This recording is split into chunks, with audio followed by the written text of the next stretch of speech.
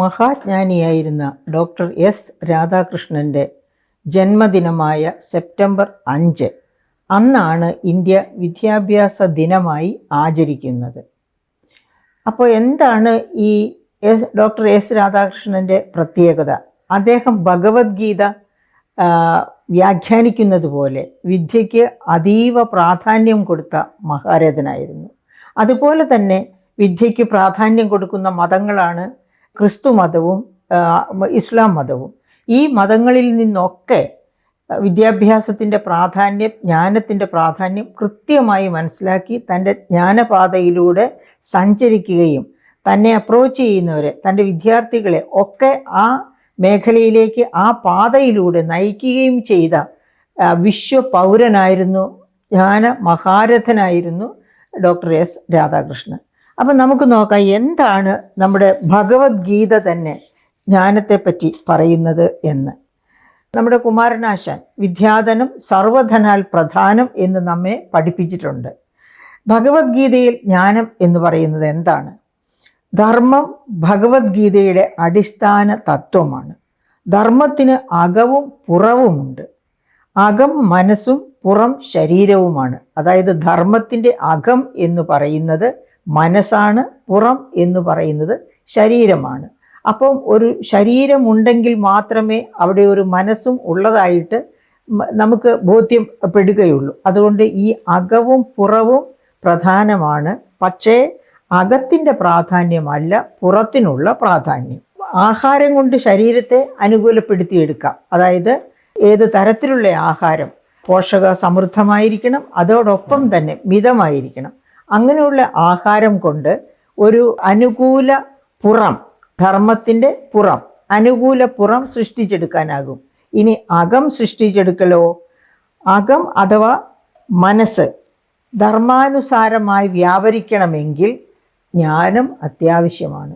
അപ്പം ഈ ധർമ്മത്തിൻ്റെ രണ്ട് പുറം, അകവും പുറവും, ആ അകം നന്നായി വ്യാപരിക്കണം എന്നുണ്ടെങ്കിൽ ജ്ഞാനസമ്പാദനം അത്യാവശ്യമാണ്. അതാണ് ഭഗവത്ഗീത നമ്മെ പഠിപ്പിക്കുന്നത്. ജ്ഞാനം കൊണ്ട് മനസ്സും ആഹാരം കൊണ്ട് ശരീരവും സംസ്കരിച്ച് കാമന വിട്ട കർമ്മമാർഗത്തിലൂടെ ദുഃഖനിവൃത്തി നേടുകയാണ് മനുഷ്യ ജീവിതത്തിൻ്റെ ലക്ഷ്യം. അതായത് ജന്മകർത്തവ്യം. അപ്പോൾ ഈ ജന്മകർത്തവ്യം എന്ന് പറയുന്നത് ദുഃഖനിവൃത്തി നേടുകയാണ്. ദുഃഖനിവൃത്തി നേടി ധർമ്മ പൂർത്തീകരിച്ചുകൊണ്ട് പരമാത്മാവിൽ വിലയം കൊള്ളുക. അതാണ് മനുഷ്യജന്മത്തിൻ്റെ ആവശ്യം. ആ ആവശ്യം നിർവഹിക്കണമെങ്കിൽ, അതായത് മനുഷ്യജന്മത്തിൻ്റെ പരമമായ ലക്ഷ്യം പരമാത്മാവിനെ പ്രാപിക്കുക എന്നുള്ളതാണ്. അങ്ങനെ കഴിയണമെങ്കിൽ ധർമ്മത്തിൻ്റെ അകവും പുറവും പൂർത്തീകരിക്കപ്പെടണം. അകം പൂർത്തീകരിക്കുകയാണ് ദുഷ്കരം. അകം പൂർത്തീകരിക്കണമെങ്കിൽ വിദ്യയിലൂടെ, ജ്ഞാനസമ്പാദനത്തിലൂടെ മാത്രമേ സാധിക്കുകയുള്ളൂ. പേജ് 836, അതായത് ഭഗവത്ഗീത നിങ്ങൾക്ക് കാണാം, എൻ്റെ പുറകിലിരിക്കുന്നു ഭഗവത്ഗീത. ആ ഭഗവത്ഗീതയിൽ പേജ് 836 മറിച്ച് നോക്കിയാൽ നമ്മൾ കാണുന്നത് എന്താണ്? വിവരക്കേടിൻ്റെ, അജ്ഞാനത്തിൻ്റെ, വിവരക്കേടാണ് അജ്ഞാനം. ആ അജ്ഞാനത്തിൻ്റെ ഫലം നരകാനുഭൂതിയാണ്. അപ്പോൾ ആത്മാവിനെ പ്രാപിക്കണമെങ്കിൽ നമ്മൾ നേടേണ്ടത് അകം പൂർത്തീകരിക്കുക, വിജ്ഞാനം കൊണ്ട് അകം പൂർത്തീകരിക്കുകയാണ് എന്ന് ആദ്യമേ ഞാൻ സൂചിപ്പിച്ചു. ഭഗവത്ഗീതയിലുള്ളതാണ്, എൻ്റെ അഭിപ്രായമല്ല. അപ്പോൾ എന്താണ് പറഞ്ഞിരിക്കുന്നത്? വിവരക്കേടിൻ്റെ, അജ്ഞാനത്തിൻ്റെ ഫലം നരകാനുഭൂതിയാണ്. അപ്പോൾ ആ നരകാനുഭൂതിയിലേക്ക് പോകുന്ന സാഹചര്യം എപ്പോഴാണ്? അതായത് നരകമെന്നു പറഞ്ഞാൽ അധമയോനികളിൽ ജന്മമെടുത്ത് അനവരതം ദുഃഖ പരമ്പരകളിൽ അടിഞ്ഞ് അമ്പരന്ന് ജീവിക്കുക തന്നെ. അതാണ് ഈ പറഞ്ഞ നരകാനുഭൂതി അഥവാ അജ്ഞാന ജീവിതം. അജ്ഞാനം എന്ന് പറയുന്നത് നരക തുല്യമായ ജീവിതമാണ്. നരകതുല്യമായ ജീവിതം എവിടെ നിന്നുണ്ടാകുന്നു?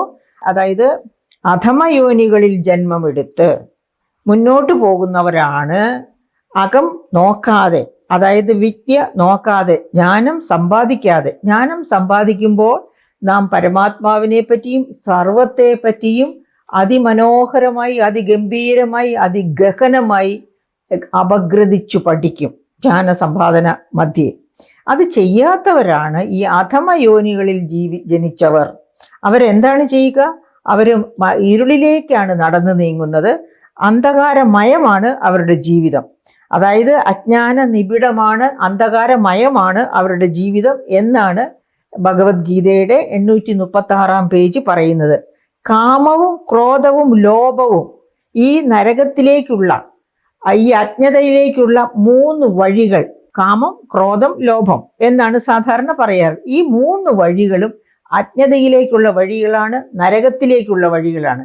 ഈ 3 വഴികളും നമ്മുടെ ജീവിതത്തിൽ നിന്ന് മാറ്റിമറിച്ച് അകത്തെ പരിശുദ്ധം, അകം ബ്രാക്കറ്റിലാണ് ഞാൻ പറയുന്നത്, ആ അകം പരിശുദ്ധമാക്കി എടുക്കണമെന്നുണ്ടെങ്കിൽ ജ്ഞാനത്തിൻ്റെ വഴിയിലൂടെ പോകണം.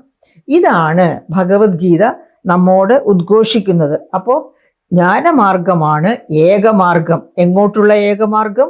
പരമാത്മാവിനെ പ്രാപിക്കുവാനുള്ള ഏകമാർഗം. അപ്പം മനുഷ്യജീവൻ ഏതൊക്കെ തരത്തിൽ ധനസമ്പാദനത്തിനോ അല്ലെങ്കിൽ കാമ, ക്രോധ, ലോഭ മേഖലകളിൽ ഓടി നടക്കുന്നവർ, അവരും അവസാനം ആഗ്രഹിക്കുന്നത് എന്താണ്? പരമാത്മാവിനെ പ്രാപിക്കണം എന്നതാണ്. പക്ഷേ അവർക്ക് പരമാത്മാവിനെ പ്രാപിക്കുക അസാധ്യമാണ്. പരമാത്മാവിനെ പ്രാപിക്കാനുള്ള ഏകമാർഗം ജ്ഞാനമാർഗമാണ്. ജ്ഞാനമാർഗത്തിൽ കാമമില്ല, ക്രോധമില്ല, ലോഭമില്ല. അപ്പോൾ കാമ, ക്രോധ, ലോഭങ്ങളെ ഒതുക്കി അടക്കി കർമ്മമാർഗത്തിലൂടെ, വിജ്ഞാനത്തിലൂടെ മുന്നേറുന്നവർക്ക് മാത്രമാണ് പരമാത്മാവിനെ പ്രാപിക്കുവാനുള്ള അവസരം ഭഗവത്ഗീത വാഗ്ദാനം ചെയ്യുന്നത്. ഇനി അതുപോലെ തന്നെയാണ് നമ്മൾ ഇസ്ലാം മതത്തിലേക്ക് ഒന്ന് പോയി നോക്കാം. ഖുർആൻ ആരംഭിച്ച കാലം മുതൽ അള്ളാഹു ഏറ്റവും ഊന്നൽ കൊടുത്ത് തൻ്റെ വിശുദ്ധ ജനങ്ങളോട് പറയാറുള്ളത് എന്താണ്? താല അഥവാ വിദ്യ നേടുക. 5 ആയത്തുകളാണ് ഖുർആൻ പഠിപ്പിക്കുന്നത്. ആ 5 ആയത്തുകൾ എന്ന് വെച്ചാൽ സൂക്തങ്ങൾ.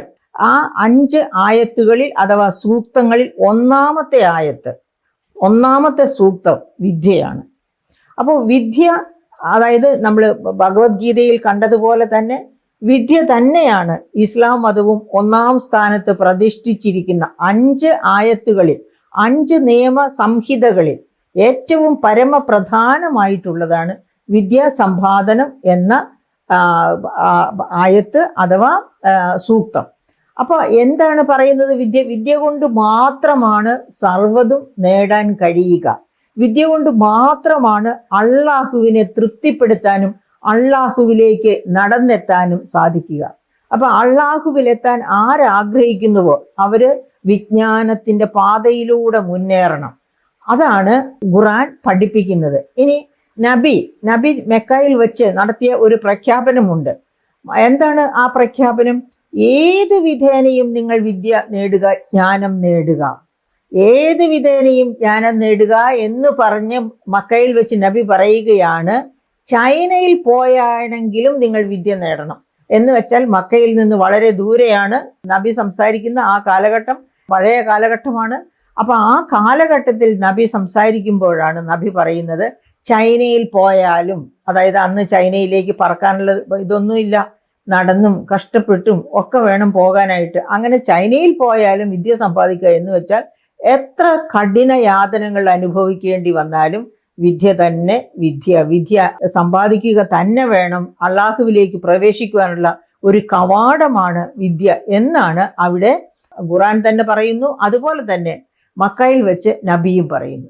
ഇനി നമ്മൾ ക്രിസ്ത്യാനിറ്റിയിലേക്ക് വന്നാലോ, ബൈബിളും ജ്ഞാനത്തിനാണ് ഏറ്റവും അധികം ഊന്നൽ കൊടുക്കുന്നത്. പഴയ നിയമത്തിൽ സദൃശ്യവാക്യങ്ങളിൽ 7-ാം വാക്യം പറയുന്നത് എന്താണെന്ന് നോക്കാം. യഹോവ ഭക്തി ജ്ഞാനത്തിൻ്റെ ആരംഭമാണ്. അപ്പോൾ ഈശ്വരനെ പറ്റിയുള്ള ഭക്തി തന്നെയാണ് ജ്ഞാനത്തിൻ്റെ ആരംഭം. അങ്ങനെ ജ്ഞാനത്തിൻ്റെ ആരംഭത്തിൽ തന്നെ ഈശ്വരനെ അഥവാ ദൈവത്തെ അഥവാ യഹോവയെ പറ്റി പഠനം ആരംഭിക്കുന്നു, ജ്ഞാനം ആരംഭിക്കുന്നു. അങ്ങനെ തുടർച്ചയായിട്ട്, അതായത് ഈശ്വരൻ എന്ന് പറഞ്ഞാൽ ജ്ഞാനമാണ്.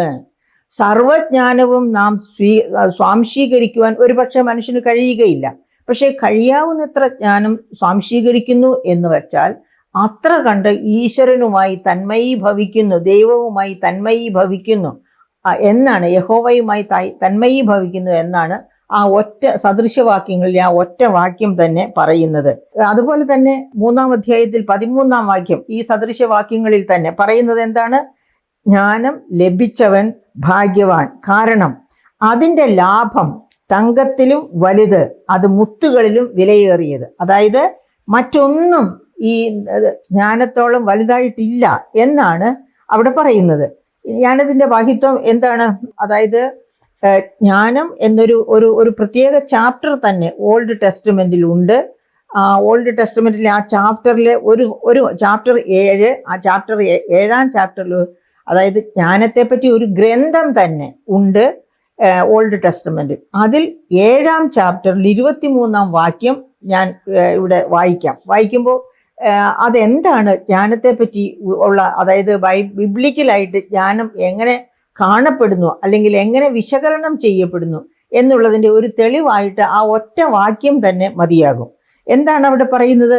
അവളുടെ ചൈതന്യം വിവേകമുള്ളതും വിശുദ്ധവും അതുല്യവും ബഹുമുഖവും സൂക്ഷ്മവും ചലനാത്മകവും സ്പഷ്ടവും നിർമ്മലവും വ്യതിരിക്തവും ക്ഷതമേൽപ്പിക്കാനാവാത്തതും നന്മയെ സ്നേഹിക്കുന്നതും തീക്ഷ്ണവും അപ്രതിരോധ്യവും ഉപകാരപ്രദവും ആർദ്രവും സ്ഥിരവും ഭദ്രവും ഉത്കണ്ഠയിൽ നിന്ന് മുക്തവും സർവശക്തവും സകലത്തെയും നിയന്ത്രിക്കുന്നതും ബുദ്ധിയും നൈർമല്യവും സൂക്ഷ്മതയുമുള്ള ചേതനകളിലേക്ക് ചൂഴ്ന്നിറങ്ങുന്നതുമാണ്.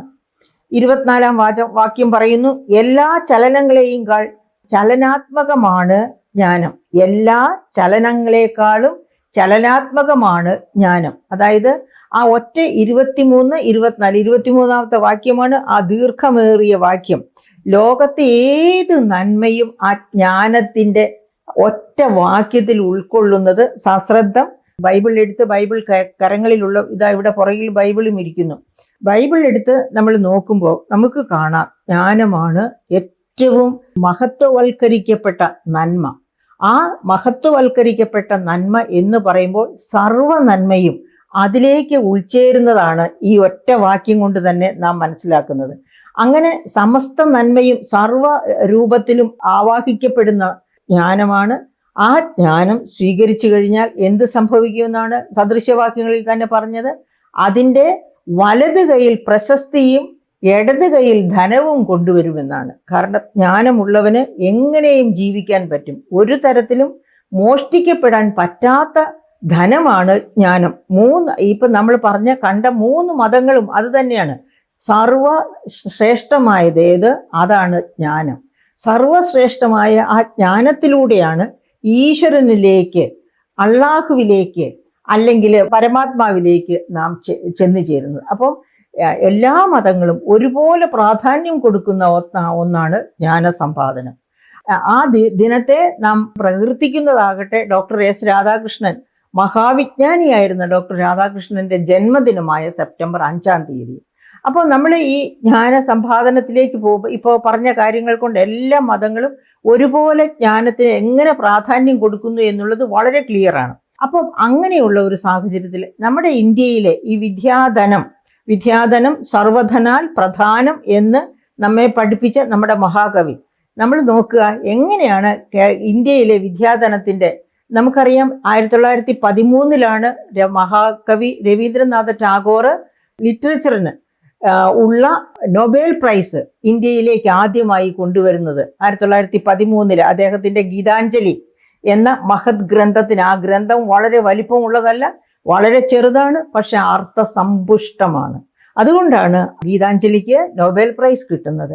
അതിനുശേഷവും ധാരാളം നൊബേൽ പ്രൈസ് ശാസ്ത്രത്തിനും സാമ്പത്തിക ശാസ്ത്രത്തിനും ഒക്കെ ഇന്ത്യയിലേക്ക് പലകുറി നൊബേൽ പ്രൈസ് വന്നിട്ടുണ്ട്. എന്ന് വെച്ചാൽ വിദ്യ നൽകുന്ന കാര്യത്തിൽ ഇന്ത്യ ഒട്ടും പിന്നിലല്ല എന്നാണ് നാം മനസ്സിലാക്കുന്നത്. പക്ഷേ ഈ കാലഘട്ടങ്ങളുടെ മാറ്റമുണ്ടല്ലോ, അങ്ങനെ വന്നിരിക്കുന്ന ഒരു മാറ്റം നമുക്ക് കാണാം. 1990-91 കാലഘട്ടത്തിലാണ് ഗ്ലോബലൈസേഷൻ, അതായത് LPG, ലിബറലൈസേഷൻ, പ്രൈവറ്റൈസേഷൻ, ഗ്ലോബലൈസേഷൻ, അതിനെയാണ് LPG എന്ന് പറയുന്നത്. ഈ ലിബറലൈസേഷൻ, പ്രൈവറ്റൈസേഷൻ, ഗ്ലോബലൈസേഷൻ കൊണ്ടുവന്നതോടുകൂടി പിന്നെ രാഷ്ട്രങ്ങൾ തമ്മിലുണ്ടായിരുന്ന മതിലുകൾ തല്ലി ഉടയ്ക്കപ്പെട്ടു. അതുപോലെ തന്നെ എന്ന് വെച്ചാൽ തല്ലി ഉടയ്ക്കപ്പെട്ടു എന്ന് വെച്ചാൽ മതിലുകൾ ഉണ്ടായിരുന്നു എന്നല്ല. ചൈനീസ് വൻമതിൽ ഉണ്ടായിരുന്നു, അത് യാഥാർത്ഥ്യമായിരുന്നു, അതും തല്ലി ഉടച്ചു. മറ്റ് രാഷ്ട്രങ്ങൾ തമ്മിൽ മതിലുകളില്ലായിരുന്നു, പക്ഷേ വ്യാപാര കയറ്റിറക്ക് അങ്ങനെയൊക്കെയുള്ള യാത്ര ഇങ്ങനെ എല്ലാ കാര്യങ്ങളിലും വലിയ തടസ്സങ്ങൾ ഉണ്ടായിരുന്നു. അപ്പോൾ ആ തടസ്സങ്ങളെയൊക്കെ പിന്നെ അതിജീവിക്കുന്ന ഒരു പാക്റ്റാണ് WTO, അതായത് വേൾഡ് ട്രേഡ് ഓർഗനൈസേഷൻ അന്ന് 1975 മരാക്കേഷിൽ വെച്ച്, മൊറോക്കോയിലെ മരാക്കേഷിൽ വെച്ച് എഴുതിയുണ്ടാക്കിയ ഉടമ്പടി, ട്രീറ്റി. അതാണ് WTO ട്രീറ്റി എന്ന് പറയുന്നത്, വേൾഡ് ട്രേഡ് ഓർഗനൈസേഷൻ അന്ന് കൊണ്ടുവന്ന ട്രീറ്റി. ആ ട്രീറ്റിക്ക് ശേഷം എന്താണ് സംഭവിച്ചത്? എല്ലാ മേഖലകളിലും കമേഴ്ഷ്യലൈസേഷൻ. കാരണം ഈ കയറ്റിറക്കങ്ങൾ, അതായത് അങ്ങോട്ടുള്ള എക്സ്പോർട്സ് ഇങ്ങോട്ടുള്ള ഇമ്പോർട്ട്സ്, ഇതൊക്കെ തടസ്സമില്ലാതെ പോകുന്നു എന്ന ഒരവസ്ഥ വന്നു കഴിഞ്ഞപ്പോൾ എല്ലാ സാമ്രാജ്യ ശക്തികൾക്കും എങ്ങനെയാണ് അവരുടെ GDP, അവരുടെ ആഭ്യന്തര മൊത്ത വരുമാനം വർദ്ധിപ്പിക്കാൻ കഴിയുക, അപ്പോൾ എങ്ങനെയാണ് കൂടുതൽ ഉൽപ്പാദിപ്പിക്കുക, കൂടുതൽ കയറ്റി അയക്കുക, അങ്ങനെ ഇറക്കുമതി ആവശ്യമുള്ള സാധനങ്ങൾ ഇറക്കുമതി ചെയ്യുക, ഈ തരത്തിലൊക്കെ ജീവിതത്തെ പറ്റിയുള്ള ഔട്ട്ലുക്ക്, നോട്ടം ഒരു കമേഴ്ഷ്യൽ ആയിട്ടുള്ള, അതായത് വാണിജ്യപരമായ നോട്ടമായി തീർന്നു. വാണിജ്യ വിജയത്തിൽ ഊന്നിയ, അതായത് വാണിജ്യ വിജയത്തിൽ ഊന്നിയ എന്ന് പറഞ്ഞാൽ ഏറ്റവും കൂടുതൽ എല്ലാ മേഖലകളിലും ഉൽപ്പാദിപ്പിക്കുക, അവ കയറ്റി അയക്കുക, അവയ്ക്ക് ആവശ്യമായ റോ മെറ്റീരിയൽസോ എന്ത് വേണമെങ്കിലും ഇറക്കുമതി ചെയ്യുക. അപ്പോൾ ആ കയറ്റുമതിയുടെയും ഇറക്കുമതിയുടെയും ഒരു കാലഘട്ടം. ഈ കയറ്റുമതിയുടെയും ഇറക്കുമതിയുടെയും കാലഘട്ടത്തിൽ സാങ്കേതിക വിദ്യയിൽ മുന്നോട്ട് നിൽക്കുന്നവർക്ക് മാത്രമാണ് ഏറ്റവും കൂടുതൽ ഉൽപ്പാദിപ്പിക്കാനും പുതിയ പുതിയ സാങ്കേതിക വിദ്യകളുടെ സഹായത്തോടെ ഉൽപ്പാദിപ്പിക്കാനും കയറ്റുമതി ചെയ്യാനും GDP വർദ്ധിപ്പിക്കാനും ഒക്കെ കഴിയുക. അത്തരം ഒരു കാൽക്കുലേഷൻ, ഒരു കണക്കുകൂട്ടൽ വന്നതോടുകൂടി എന്ത് സംഭവിച്ചു? വിദ്യാഭ്യാസവും വാണിജ്യവൽക്കരിക്കപ്പെട്ടതോടുകൂടി നമുക്കറിയാം 1990-കളിലൊന്നിന് മുമ്പൊന്നും കുട്ടികളുണ്ടായ അവൻ എൻജിനീയർ ആകണം, അവൻ ഡോക്ടർ ആവണം, അങ്ങനെ അവൻ പ്രൊഫഷണൽ ക്വാളിഫിക്കേഷനോടുകൂടി വലിയ വലിയ സ്ഥാനങ്ങളിലെത്തണം എന്ന് ആഗ്രഹിക്കുന്ന മാതാപിതാക്കൾ ഉണ്ടായിരുന്നില്ല. കുട്ടി പഠിച്ചു വരുമ്പോൾ താല്പര്യമനുസരിച്ച്, മിടുക്കൻ അനുസരിച്ച് ഏതാ മേഖല വേണ്ടത് എന്ന് തിരഞ്ഞെടുത്ത് അങ്ങോട്ടയക്കും. അതായിരുന്നു രീതി. അന്നൊക്കെ മൂല്യവത്തായ വിദ്യാഭ്യാസം, അതായത് വിദ്യാഭ്യാസത്തിന് ഏറ്റവും കൂടുതൽ പ്രാധാന്യം കൊടുക്കുന്നത് എൻജിനീയറോ ഡോക്ടറോ അല്ലെങ്കിൽ അങ്ങനെയുള്ള പ്രൊഫഷനിലേക്കോ ഉള്ളവരാവുക എന്നതിനേക്കാൾ ഉപരി മൂല്യവത്തായ വിദ്യാഭ്യാസം. എന്താണ് മാനുഷിക മൂല്യങ്ങൾ, എന്താണ് കൊടുക്കൽ വാങ്ങലുകൾ, എല്ലാ മതങ്ങളും പഠിപ്പിക്കുന്നത് ഏറ്റവും പരമപ്രധാനമാണ് വിജ്ഞാനം എന്നാണ്. ആ വിജ്ഞാനത്തിൻ്റെ മഹത്വം കൃത്യമായി കുട്ടികൾക്ക് മനസ്സിലാക്കി കൊടുക്കത്തക്ക രീതിയിൽ പരസ്പര സ്നേഹത്തിൽ, പരസ്പര ബഹുമാനത്തിൽ, ഇങ്ങനെയൊക്കെ കുട്ടികൾ എങ്ങനെ പഠിച്ചു വളരണം, അതായിരുന്നു മൂല്യവത്തായ വിദ്യാഭ്യാസത്തിൻ്റെ അന്തസത്ത. പക്ഷേ ആ അന്തസത്തയിൽ വലിയ വിള്ളലുകൾ വീണു ഈ പറയപ്പെട്ട വാണിജ്യവൽക്കരണം, വിദ്യാഭ്യാസത്തിൻ്റെ വാണിജ്യവൽക്കരണത്തോടുകൂടി. അപ്പോൾ ഇവിടെ എന്താണ്? ഗർഭസ്ഥ ശിശുവിനെ തന്നെ ആണായാലും പെണ്ണായാലും എൻജിനീയർ ആക്കാം, ഡോക്ടറാക്കാം, ഈ തരത്തിൽ തീരുമാനങ്ങൾ എടുത്താണ് പേരൻസ് മുന്നോട്ട് പോകുന്നത്. അപ്പോൾ പിറന്നു വീഴുന്ന കുട്ടി ഒരു 2 വയസ്സാകുമ്പോൾ മുതലേ ആ കുട്ടിയിൽ എന്തെങ്കിലുമൊക്കെ കുത്തിവെച്ചെന്ന് ഞാൻ പറയുന്നത് ഇൻജക്ഷൻ അല്ല, ഈ വാക്കുകളും ആശയങ്ങളും ഒക്കെ കുത്തിവെച്ച് അതിനെ മെഡിസിനിലോട്ട് വിടണോ, അതിനെ എൻജിനീയറിങ്ങിലോട്ട് വിടണോ, അതിനെ വേറെ കമ്പ്യൂട്ടർ സയൻസിലേക്ക് വിടണോ, ഈ തരത്തിലുള്ള പര്യവേഷണമാണ് മാതാപിതാക്കൾ തന്നെ കുട്ടിയിൽ. എന്നിട്ട് കുട്ടി പിച്ച വയ്ക്കുന്ന പ്രായമാവുമ്പോൾ മുതലേ ഏതെങ്കിലും ട്യൂഷൻ സെൻറ്ററിലേക്ക് കൊണ്ടുവിട്ട് അവിടെ നിന്നൊക്കെ പഠിപ്പിച്ച് എങ്ങനെയെങ്കിലുമൊക്കെ എൻട്രൻസ് പരീക്ഷ പാസ്സാക്കി എടുക്കുക, ഇതൊക്കെയാണ്. അപ്പോൾ എവിടെയാണ് മൂല്യം പഠിപ്പിക്കപ്പെടുന്നത്? ആ കുട്ടിക്ക് വേറെ ഒന്നും, ആ കുട്ടിക്ക് ഭഗവത്ഗീത വായിക്കാൻ നേരമില്ല, ആ കുട്ടിക്ക് ഖുറാൻ വായിക്കാൻ നേരമില്ല, ആ കുട്ടിക്ക് ബൈബിൾ വായിക്കാൻ നേരമില്ല, വീട്ടിലുള്ളവർക്കും നേരമില്ല. കാരണം അവരുടെ മുഴുവൻ സമയവും ഈ കുട്ടികളെ ഇങ്ങനെ ഡയറക്റ്റ് ചെയ്ത് ഡോക്ടർ ആവുക എന്ന ദിശാബോധം സൃഷ്ടിക്കുക, എൻജിനീയർ ആവുക എന്ന ദിശാബോധം സൃഷ്ടിക്കുക, ആ തരത്തിലുള്ള ദിശാബോധം സൃഷ്ടിക്കലിലേക്കും അതിനുള്ള കഠിനയത്നത്തിലേക്കും മാതാപിതാക്കൾ മാറുന്നു, കുട്ടികൾ മാറുന്നു. അപ്പോൾ അവിടെ മൂല്യവത്തായ വിദ്യാഭ്യാസം അന്യം നിന്നു പോകുന്നു. അതാണ് ഇന്ത്യയിൽ സംഭവിച്ചിരിക്കുന്നത്. ലോകത്തും മറ്റേതെങ്കിലും ഒരു രാഷ്ട്രത്തെ ഇതുപോലെയുള്ള ഭ്രാന്ത് എഡ്യൂക്കേഷൻ എന്ന് പറഞ്ഞാൽ എഞ്ചിനീയർ ആകലാണ്, എഡ്യൂക്കേഷൻ എന്ന് പറഞ്ഞാൽ ഡോക്ടർ ആവലാണ്. എന്നിട്ട് നമ്മൾ എന്തൊക്കെ തരത്തിലുള്ള എഞ്ചിനീയർമാരെ, എന്തൊക്കെ തരത്തിലുള്ള ഡോക്ടർമാരെ ഈ അടുത്ത കാലത്ത് നമ്മൾ കേട്ടു. ബീഹാറിൽ തന്നെ 16 പാലങ്ങളാണ് പൊളിഞ്ഞു വീണത് കൺസ്ട്രക്ഷൻ മേഖലയിൽ. അപ്പൊ എഞ്ചിനീയേഴ്സിന്റെ വൈദഗ്ധ്യം എത്രയുണ്ടെന്ന് നമുക്ക് മനസ്സിലാക്കാം. അടിക്കടി. എന്നിട്ട് സുപ്രീം കോടതി തന്നെ ചോദിച്ചു, പാലങ്ങൾ പണിയാൻ തുടങ്ങുന്നത് ഇളകി വീഴുവാൻ വേണ്ടിയാണോ? അത്രയധികം കറപ്ഷൻ അവിടെ നടക്കുന്നു എന്ന് സുപ്രീം കോടതിക്ക് വരെ മനസ്സിലാകുന്ന ഒരവസ്ഥയുണ്ടായി. അപ്പൊ ഇതാണ് നമുക്ക് തന്നെ അറിയാം. നമ്മുടെ കൊയിലാണ്ടിയിൽ ഒരു പാലം നിർമ്മിച്ചുകൊണ്ടിരുന്നപ്പോൾ അത് താഴേക്ക് വീണത് നമുക്കറിയാം. അതുപോലെ എറണാകുളത്ത് ഒരു പാലം, ആ പാലത്തിന്റെ പേര് ഞാൻ ഓർക്കുന്നില്ല, അതിന്റെ പേരിൽ ഒരു മന്ത്രി തന്നെ, പഴയ മന്ത്രി തന്നെ ജയിലിൽ പോകേണ്ടി വന്നു, എഞ്ചിനീയേഴ്സ് ജയിലിൽ പോകേണ്ടി വന്നു. ഇതൊക്കെ നമുക്കറിയാവുന്ന കാര്യങ്ങളാണ്. അപ്പം നാം ഉദ്ദേശിക്കുന്നത് എന്താണെന്ന് വെച്ചാൽ, ആര് എഞ്ചിനീയർ ആകണം, അയാൾക്ക് താല്പര്യമുണ്ടെങ്കിൽ, അതിൽ വൈദഗ്ധ്യമുണ്ടെങ്കിൽ ആര് ഡോക്ടർ ആകണം. ഇതൊക്കെ ഡോക്ടറാകുക എന്ന് പറയുന്നത് തന്നെ ഒരു ജീവകാരുണ്യ സേവനമാണ്. അപ്പം ആ മേഖലയിലേക്ക് പോകുന്നവർ അത്രയധികം ആ മേഖലയിൽ നൈപുണ്യം നേടുക മാത്രമല്ല, ആ മേഖലയ്ക്ക് വേണ്ടി ജീവിതം ഒഴിഞ്ഞു വെക്കാൻ തയ്യാറായിട്ടുള്ളവരാകണം. അപ്പം ഇതൊന്നും നോക്കാതെ ഈ വിദ്യാഭ്യാസത്തെ വഴിതിരിച്ചു വിടുന്ന രീതി, വിജ്ഞാനമല്ല സമ്പാദിക്കുന്നത്, പണം ഉണ്ടാക്കാനുള്ള മാർഗമാണ് ആരാഞ്ഞുകൊണ്ടിരിക്കുന്നത്. പണം ഒന്നിനും, അതായത് എല്ലാ മഹാത്മാക്കളും പറയുന്നുണ്ട്, പണം ഒന്നിനും ഒരു അവസാനമല്ല, പണം കൊണ്ട് ഒരു പ്രയോജനവുമില്ല. അതാ ബിൽഗേറ്റ്സ് തന്നെ, പത്രപ്രവർത്തകർ ചോദിച്ചു അദ്ദേഹത്തോട്, അദ്ദേഹം ലോകത്തെ 1ാമത്തെ ധനികനായി ആവർത്തിച്ച് തെരഞ്ഞെടുക്കപ്പെടുന്ന സമയത്താണ് ചോദിച്ചത്, എന്താണ് അദ്ദേഹം ഈ ഇത്രയധികം ധനം കൊണ്ട് ചെയ്യാൻ പോകുന്നത്? എനിക്കൊന്നും ചെയ്യാനില്ല, എൻ്റെ അനുദിന ആവശ്യങ്ങൾക്ക്, എൻ്റെ കുടുംബത്തിൻ്റെ അനുദിന ആവശ്യങ്ങൾക്കുള്ളതെടുത്ത് ബാക്കി മുഴുവനും ഞാൻ ബിൽഗേറ്റ്സ് മെലിൻഡ ഫൗണ്ടേഷന് വഴിയായിട്ട് സാധുക്കളുടെ സംരക്ഷണത്തിന്, വ്യാപനം തടയുന്നതിന്, അങ്ങനെ പലതിനുമായിട്ട് ചെലവഴിക്കും. അപ്പോൾ താങ്കളുടെ മക്കളോ, അവർക്ക് നല്ല വിദ്യാഭ്യാസം കൊടുത്തിട്ടുണ്ട്, അവർക്ക് നല്ല ജോലിയുണ്ട്, അവരുടെ കാര്യം അവർ തന്നെ നോക്കിക്കൊള്ളും. ഇതാണ് പറഞ്ഞത്, ആ ആറ്റിറ്റ്യൂഡാണ്. അതുപോലെ തന്നെ ഞാൻ ഇതിനു മുൻപ് പറഞ്ഞിട്ടുള്ള ഒരു എക്സാമ്പിൾ ഉണ്ട്, അലക്സാണ്ടർ ദ ഗ്രേറ്റിൻ്റെ കാര്യം. ഞാനിപ്പോൾ അത് ആവർത്തിക്കുന്നില്ല. അത് ബൈബിൾ അറിയാവുന്നവർക്കും അമർത്യ സെന്നിൻ്റെ ആർഗ്യുമെന്റേറ്റീവ് ഇന്ത്യൻ എന്ന ഗ്രന്ഥം വായിച്ചിട്ടുള്ളവർക്കും വളരെ ക്ലിയർ ആയിട്ട് ഓർമ്മിച്ചെടുക്കാവുന്നതാണ് ആ കഥ. അതായത് എത്ര സമ്പാദിച്ചാലും, അതായത് നമ്മൾ എഞ്ചിനീയർ ആയാലും ഡോക്ടറായാലും പണം സമ്പാദിച്ചാൽ ആ പണം മുഴുവനും ഒന്നും നാം പോകുമ്പോൾ കൊണ്ടുപോകുന്നില്ല. കരങ്ങൾ രണ്ടും ശവമഞ്ചത്തിന് വെളിയിലേക്കിട്ടാണ് നാം യാത്ര ചെയ്യുന്നത്. അപ്പോൾ നമുക്ക് കൊണ്ടുപോകാവുന്നത്, അതായത് ഡോക്ടർ എസ് രാധാകൃഷ്ണന്റെ ജന്മദിനം നാം വിദ്യാഭ്യാസ ദിനമായിട്ട് ആചരിക്കുന്നതിന്റെ കാരണം എന്താണ്? അദ്ദേഹം വിജ്ഞാനിയായിരുന്നു, ജ്ഞാനസമ്പാദനത്തിന് വളരെയധികം കഷ്ടപ്പെട്ട ആളാണ്. എന്തുകൊണ്ട് നമ്മൾ രവീന്ദ്രനാഥ് ടാഗോറിനെ ഓർക്കുന്നു? അദ്ദേഹത്തിന്റെ മഹത് ഗ്രന്ഥം ഗീതാഞ്ജലി നോബൽ പ്രൈസ് കൊണ്ടുവന്ന ഗ്രന്ഥമാണ്. അപ്പോൾ ഈ ജ്ഞാനം എന്ന് പറയുന്നത് നാം സമ്പാദിച്ചിട്ടുണ്ടെങ്കിൽ നമ്മുടെ മരണാനന്തരവും അത് നമ്മെ ഉയർത്തിപ്പിടിച്ചുകൊണ്ട് നമ്മുടെ പ്രകാശം ഈ ലോകത്ത് പരത്തിക്കൊണ്ട് നിലനിൽക്കുന്നുണ്ടാകും. അതേ സമയത്ത് അതില്ലെങ്കിലോ, വിജ്ഞാനമില്ലാതെ നാം എന്ത് സ്വത്ത് സമ്പാദിച്ചാലും അതൊക്കെ നൈമിഷികമാണ്. അതൊക്കെ കളഞ്ഞ് വെറും കൈയോടെ നാം മരണാനന്തരം പോകേണ്ടി വരും. അപ്പോൾ ഇനി നമുക്ക് ഇത്രയും പറഞ്ഞ സ്ഥിതിക്ക് നമുക്ക് നോക്കട്ടെ, നമ്മുടെ ഗവൺമെന്റ് ഓഫ് ഇന്ത്യ വിദ്യാഭ്യാസത്തിന് കൊടുക്കുന്ന ഊന്നൽ എത്രയാണെന്ന്. അതിന് നമുക്ക് 2024-25 ബജറ്റിൽ എന്ത് പറഞ്ഞിട്ടുണ്ട്, അത് ബജറ്റിൽ എന്ത് കൊടുത്തു എന്ന് നോക്കുന്നതിന് മുൻപ് നമുക്ക് ഒരു കാര്യം കൂടി ശ്രദ്ധിക്കാം. ഇതായത് ഡോക്ടർ എസ് രാധാകൃഷ്ണൻ കമ്മീഷൻ തന്നെ ഉണ്ടായിരുന്നു ഒരു കാലത്ത്.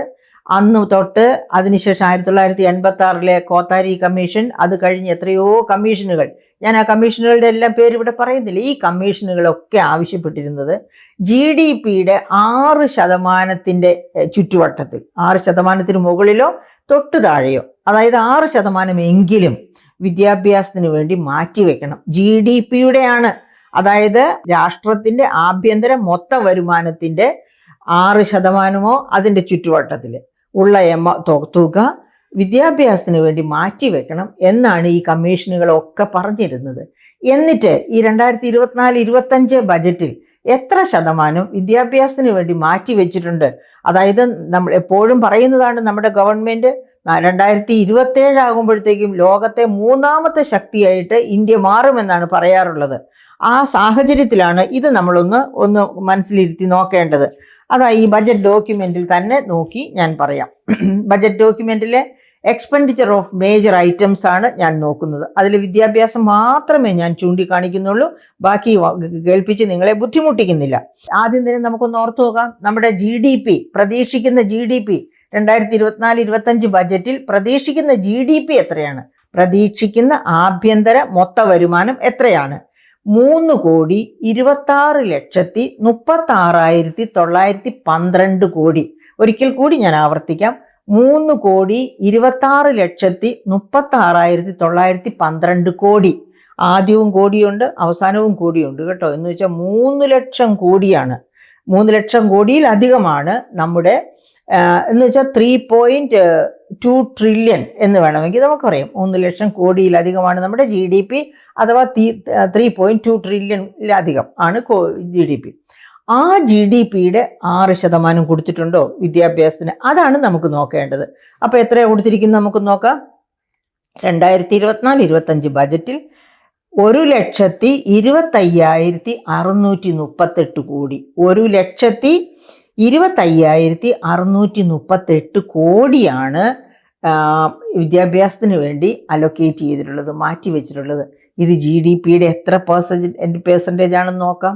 0.38%. പ്രിയപ്പെട്ട സുഹൃത്തുക്കളെ, ഒന്ന് ആലോചിക്കുക.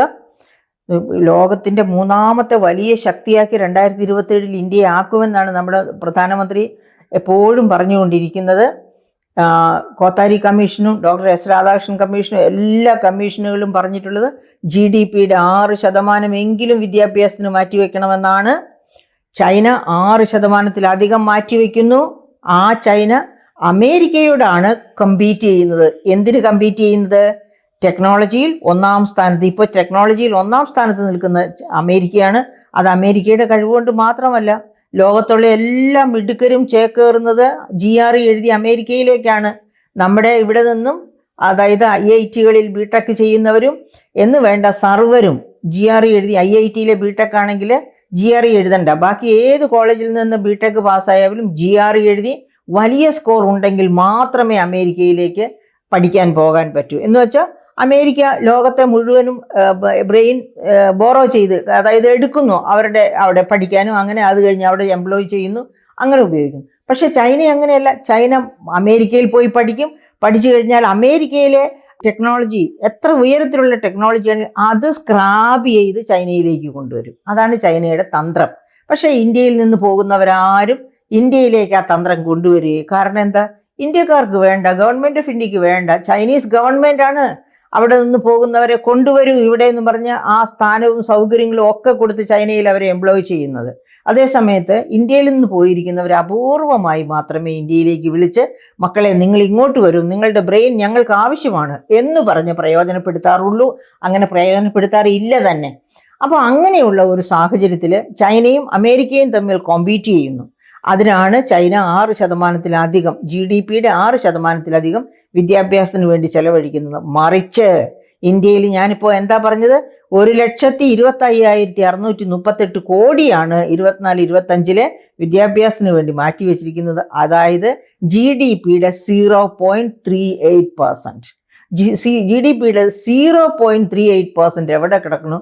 ചൈന ചെലവഴിക്കുന്ന 6% എവിടെ കിടക്കുന്നു? 6%-ലധികമാണ്. 6% എന്ന് വെച്ചോളൂ, അത് എവിടെ കിടക്കുന്നു? എന്നിട്ട് ചൈനയാണ് മുന്നേറുന്നത് എന്ന് പറഞ്ഞ് വൈരാഗ്യബുദ്ധി കാണിച്ചിട്ടൊന്നും ഒരു പ്രയോജനവുമില്ല. അപ്പോൾ നമ്മൾ എന്താണ് കാണിക്കേണ്ടത്? നമ്മുടെ രാജ്യം ടെക്നോളജിക്കലായിട്ട് വികസിക്കണം. അങ്ങനെ പറഞ്ഞ്, അല്ലാണ്ട് എഞ്ചിനീയർ ആകൂ, ഡോക്ടർ ആകൂ എന്ന് പറഞ്ഞ് കുട്ടികളെ പെർസുവേഡ് ചെയ്ത് അവരുടെ ജ്ഞാന സമ്പാദന തൃഷ്ണ ഇല്ലാതെയാക്കി അവരെ ദിശ തിരിച്ചു വിടുകയല്ല വേണ്ടത്. അവരിലെ, അതായത് അവരുടെ ആ മൂല്യബോധമുള്ള വിദ്യാഭ്യാസം കിട്ടത്തക്ക രീതിയിൽ ആ വിദ്യാഭ്യാസ മേഖലയിൽ ഇൻവെസ്റ്റ് ചെയ്യുക. അങ്ങനെ ഇൻവെസ്റ്റ് ചെയ്ത് ആ കുട്ടികളെ കൈപിടിച്ചുയർത്തുക. അങ്ങനെ സാങ്കേതിക മികവിലും എല്ലാ മേഖലകളിലും ഉയരാനുള്ള ഏറ്റവും പ്രധാനപ്പെട്ടത് എത്ര, അതായത് ഒരു കുട്ടിയുടെ വിദ്യാഭ്യാസത്തിൽ ഇൻവെസ്റ്റ് ചെയ്യുക എന്ന് പറഞ്ഞാൽ എന്ന് മുതലാണ് ഇൻവെസ്റ്റ് ചെയ്യേണ്ടത്? അമ്മയുടെ ഉദരത്തിൽ ഒരു ഭ്രൂണമായി ജനിക്കുന്ന കാലം മുതൽ ആ ഭ്രൂണത്തിന് കിട്ടുന്ന പോഷക സമൃദ്ധി എന്ന് വെച്ചാൽ അമ്മ കഴിക്കുന്ന ആഹാരം, അമ്മയുടെ മനസ്സുഖം, ഇതെല്ലാം ആ കുട്ടിയുടെ ബുദ്ധിയെയും എല്ലാ ശേഷികളെയും വർദ്ധിപ്പിക്കുകയും വളർത്തുകയുമാണ്. അതിനുശേഷം ജനിച്ചു കഴിഞ്ഞാൽ 5 വയസ്സ് വരെ വളരെ പ്രധാനപ്പെട്ട പീരീഡാണ്.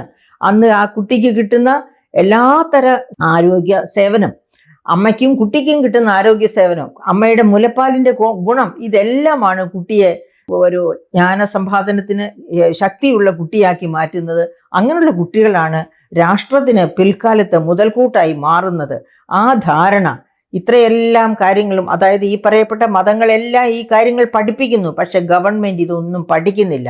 അഥവാ നമ്മുടെ ജനസേവകർ ഇപ്പോഴും എവിടെയാ മൂകരും ബധിരരുമാണ് എന്ന് വേണം മനസ്സിലാക്കാനായിട്ട്. അതുകൊണ്ടാണ് വിദ്യാഭ്യാസ മേഖലയിൽ ഇത്ര കുറവ് മാത്രം ചെലവഴിക്കുന്നത്. അതുകൊണ്ട് തന്നെയാണ് ഇന്ത്യ സാങ്കേതിക മികവിൽ ഒരു കാരണവശാലും ചൈനയുടെ അടുത്തെത്താത്തത്. ഇപ്പോഴും നാം ചൈനയിൽ നിന്നാണ് ഒട്ടുമിക്ക ഉൽപ്പന്നങ്ങൾ, ഉപഭോക്തൃ ഉൽപ്പന്നങ്ങളും ഇങ്ങോട്ട് ഇറക്കുമതി ചെയ്യുന്നത്. അങ്ങനെ ഉള്ള ഇന്ത്യ ഡോക്ടർ എസ് രാധാകൃഷ്ണനെ ആദരിച്ചുകൊണ്ട് ഈ 5-ാം തീയതി സെപ്റ്റംബർ 5 വിദ്യാഭ്യാസ ദിനമായി ആചരിക്കുന്നത് കൊണ്ട് മാത്രം കാര്യങ്ങൾ നന്നാകുന്നില്ല. നമ്മുടെ വിദ്യാർത്ഥികൾ, നമ്മുടെ കുഞ്ഞുങ്ങൾ, നമ്മുടെ ഇവിടുത്തെ ഇന്ത്യയിലെ പൗരസമൂഹം ജ്ഞാന സമ്പാദനത്തിലൂടെ മുന്നേറണം എന്നുണ്ടെങ്കിൽ ജ്ഞാനം അതുപോലെ തന്നെ അവർക്ക് വിളമ്പിക്കൊടുക്കണം. അങ്ങനെ വിളമ്പിക്കൊടുക്കണം എന്നുണ്ടെങ്കിൽ ജ്ഞാനം എന്ന പാത്രം നിറയത്തക്ക രീതിയിൽ നമ്മുടെ GDP-യുടെ 6% വിദ്യാഭ്യാസത്തിന് വേണ്ടി നീക്കിവെക്കണം. അങ്ങനെ നീക്കിവെച്ചാൽ മാത്രമേ ഇത്തരമൊരു മഹത് ദിനം ഇതുപോലെ ആചരിക്കുന്നത് കൊണ്ട് പ്രയോജനമുണ്ടാകൂ.